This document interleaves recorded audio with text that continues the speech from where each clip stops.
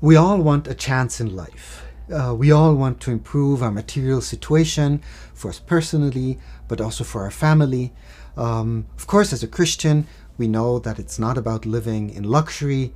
We are pilgrims on this earth. Our lifestyle should be modest and simple.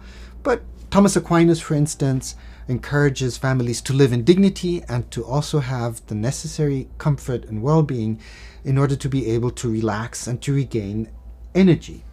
So in our society, we have been accustomed to have a broad middle class.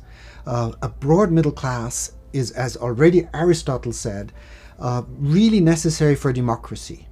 This middle class is under pressure, and it has been called the anxious class.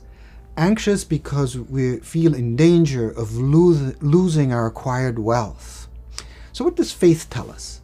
What does faith tell us about inequalities, about these differences? Well, God has created us all equal in dignity and rights, but He has created us unequal in qualities and talents. We are born in different places and in different times. So in a certain way, we can say God also creates inequality. He creates equality in dignity and rights, but inequality in other circumstances. And also, we acquire different merits according to the effort and the sacrifices we make. Equalizing everyone would disincentivize effort. John Rawls calls this the difference principle.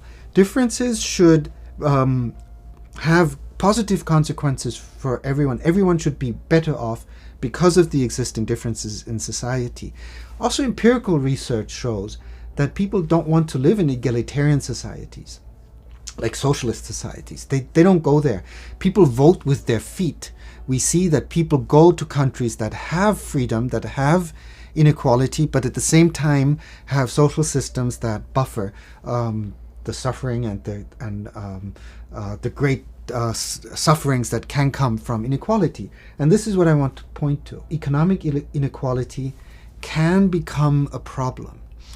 Economic inequality becomes a problem when there's a combination of inequality with misery of many and hard-heartedness of the rich. The rich who could do something but don't, they're not interested, they don't reach out, they don't care. When this is the case, then inequality provokes people, and it can lead to uprisings and social unrest. Now, inequality can become inequity, that is unjust inequality, when the poor are not poor because they haven't made an effort or they haven't struggled, but because they have been excluded by privileges of the rich and mighty, who can rig the rules and tip the playing field to their advantage. We want social mobility, we want equality of opportunity, and once you rig the game, then it won't work. So an example of this is corruption.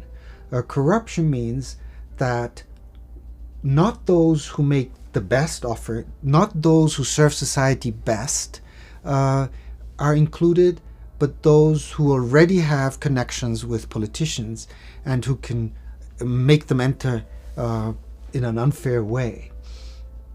Corruption is like cancer for society. It destroys life. Let me make a special mention of the incarcerated population in the United States and those who have left jail or prison. There are so many, and it's so difficult for them to find a job and to make a living. We have a whole class of underprivileged citizens who can't vote in some states and have such difficulty finding a job. This situation cries to heaven, and it cries to our hearts for a more equitable solution.